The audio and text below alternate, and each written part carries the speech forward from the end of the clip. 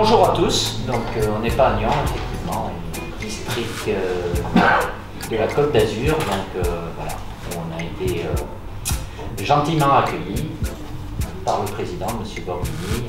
Voilà, c'était un clin d'œil important dans cette période difficile par rapport au football amateur aussi, donc d'avoir un petit contact.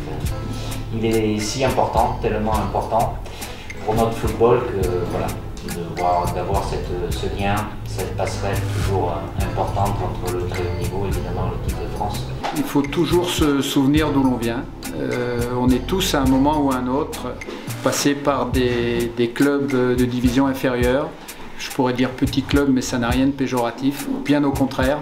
Lors de la Coupe du Monde et des semaines qui ont suivi, beaucoup de joueurs sont revenus dans leur club d'origine fêter ça. Donc ça montre bien que le football professionnel doit rester proche des amateurs. C'est à la fois un beau clin d'œil, je trouve, et c'est la moindre des choses qu'on se déplace dans les districts et dans les ligues et qu'on soit présent pour aider tous ces gens qui ne comptent pas leurs heures pour aider le foot amateur. J'ai toujours considéré, et à juste titre, et je le pense sincèrement, que c'est le football amateur qui est le plus important, et s'il y a un football qui a besoin plus l'un de l'autre, c'est évidemment le football professionnel qui a besoin du football amateur, c'est la base, avec beaucoup de gens passionnés qui ne comptent pas leurs heures, que ce soit à travers les bénévoles, les dirigeants, les éducateurs. C'est la force de notre football et ce qui permet aujourd'hui d'avoir énormément de joueurs français de très haut niveau.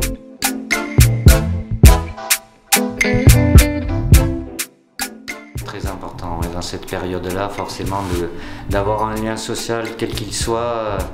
C'est quelque chose de vital parce que de pouvoir échanger, de ne pas se retrouver isolé totalement et déconnecté, sur le plan psychologique, c'est quelque chose de très très difficile. Donc évidemment, cette faculté d'adaptation que le football amateur a eu aussi, c'est quelque chose de formidable et d'essentiel.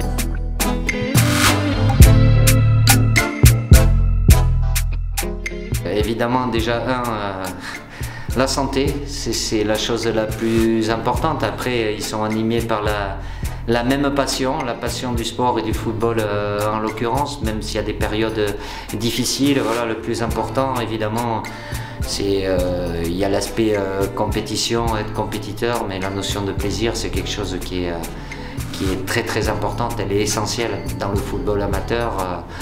Voilà, même si on joue tous pour gagner ou pour battre quelqu'un, mais de pouvoir prendre du plaisir, se faire plaisir et partager aussi, parce que c'est un sport collectif, donc qu'ils en profitent et qui gardent cette passion, même si, je le répète, la situation est compliquée, mais voilà, c'est de pouvoir taper dans un ballon, c'est que du bonheur. Un dernier petit mot, vous êtes le sélectionneur national, donc vous vous intéressez à toutes les ligues, à tout le territoire, mais entre nous, là, on est entre nous, personne ne le saura, on sait que c'est la Méditerranée que vous préférez, c'est ça?